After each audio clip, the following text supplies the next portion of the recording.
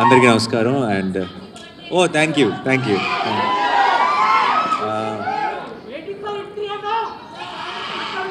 రెండు రోజులు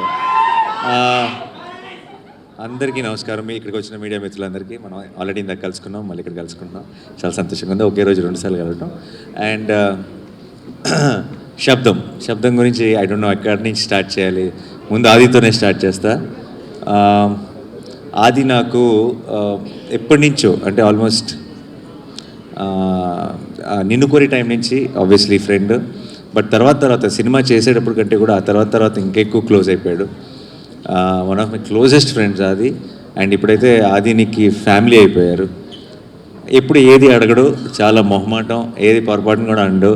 ఎప్పుడో ఒకసారి సినిమాని ఒపీనియన్ కోసం ఏదైనా ట్రైలర్ కానీ ఒక టీజర్ కానీ వచ్చినప్పుడు నన్ను కలిసినప్పుడు చూపిస్తాడు ఫోన్లో. అండ్ ఈసారి శబ్దం గురించి చాలా ఎక్కువ చెప్పాడు.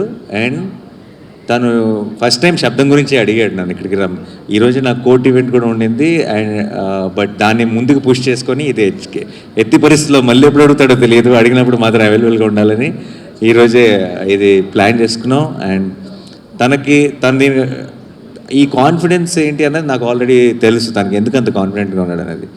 ఈ సినిమా నేను ఆల్రెడీ చూశాను.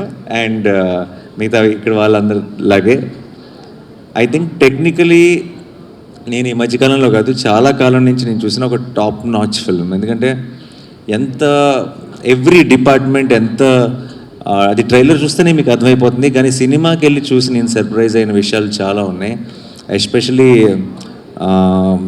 I don't know if I can say this, but there's one scene in the film where just ఒక టీ కప్పులోకి ఒక మన షుగర్ క్యూబ్ పడితే కూడా అది ఎంత స్కేరీగా ఉంటుంది అంటే దాంట్లోకి ఒక స్పూన్ పెడితే ఎంత స్కేరీగా ఉంటుంది అన్నది.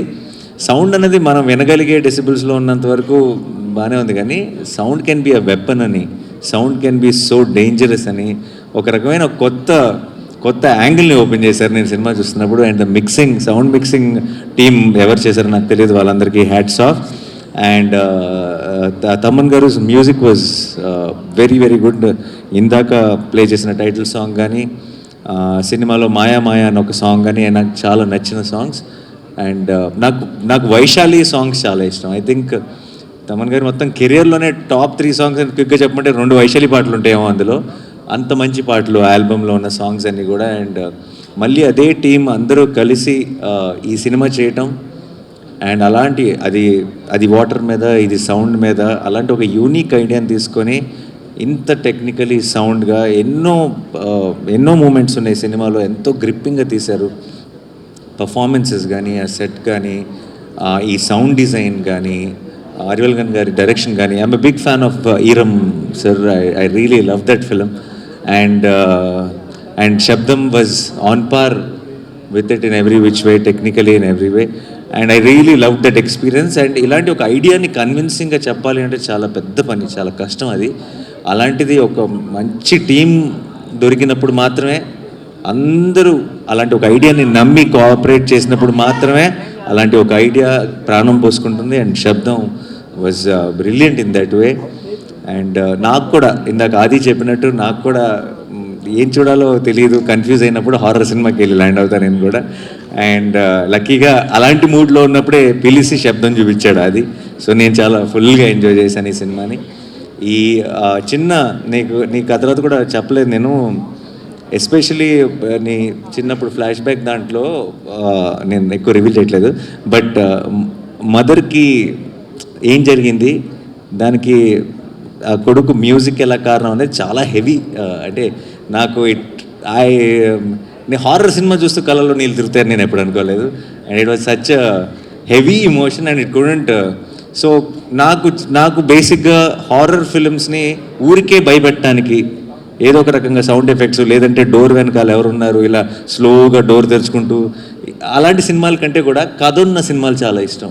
ఒక కథ ఉండి ఒక ఇమోషన్ ఉంటే నాకు చాలా ఇష్టం. అందుకే నాకు ఇంగ్లీష్లో కూడా చాలా ఫిల్మ్స్ వస్తాయి, కానీ నాకు కంజూరింగ్ చాలా ఇష్టం. ఎందుకంటే కంజూరింగ్లో ఒక కథ ఉంటుంది, you'll relate to that family, you'll want to know what happen to them. అలా మన మెల్లగా కథలోకి ఒక ఇమోషనల్ యాంగిల్ కూడా ఇన్వాల్వ్ చేసి చాలా బ్యూటిఫుల్గా తీసుకెళ్లారు towards the climax. So February 20th మీరందరూ కూడా చూడండి.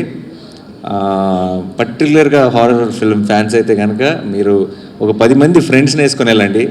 కుదిరితే మీ గ్రూప్లో ఉన్న మీ ఫ్రెండ్స్ గ్రూప్లో ఉన్న పిరికోళ్ళందరినీ వేసుకెళ్ళండి. It will be an enjoyable experience. నాకు తెలిసి జనరల్గా హారర్ సినిమా థియేటర్లోనే చూడాలి. ఎందుకు చూడాలంటే నెక్స్ట్ టైం వస్తుందో అన్న భయంతో థియేటర్లో కొంతమంది అరుపులు లేదంటే జోకులు వేయడం మొదలెడతారు.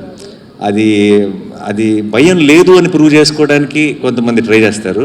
సో ఆ ఎక్స్పీరియన్స్ ఐ థింక్ థియేటర్లో మాత్రమే ఎంజాయ్ చేయాలి. సో February 20th మీరందరూ కూడా వెళ్ళి శబ్దం సినిమాని చూసి మా ఆదిని ఈ టీం మొత్తాన్ని బ్లెస్ చేసి ఒక బ్లాక్ బస్టర్ వాళ్ళ చేతికి ఇవ్వాలని మనస్ఫూర్తిగా కోరుకుంటున్నాను.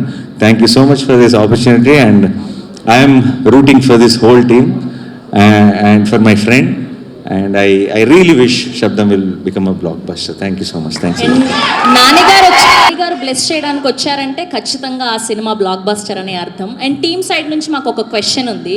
సో మీ రియల్ లైఫ్లో ఎప్పుడైనా స్కేరీ సౌండ్ విని స్కేరీ డ్రీమ్ వచ్చి భయపడిన సిచ్యువేషన్స్ ఉన్నాయా ఎప్పుడైనా, చిన్నప్పుడు కానీ అలా? చాలా ఉన్నాయండి. నా లైఫ్లోనే కాదు, ఐ థింక్ అందరి లైఫ్లోనే ఉంటాయి. రీసెంట్ అయితే స్కేరీ సౌండ్ రావటం కాదు, మా బుడ్డోడు ఉన్నాడు కదా, వాడికి ఏదో భయంకరమైన కళ వచ్చి ఉంటుంది.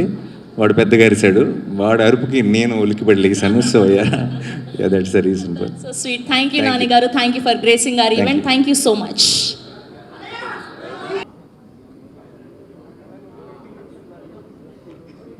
Okay, we have a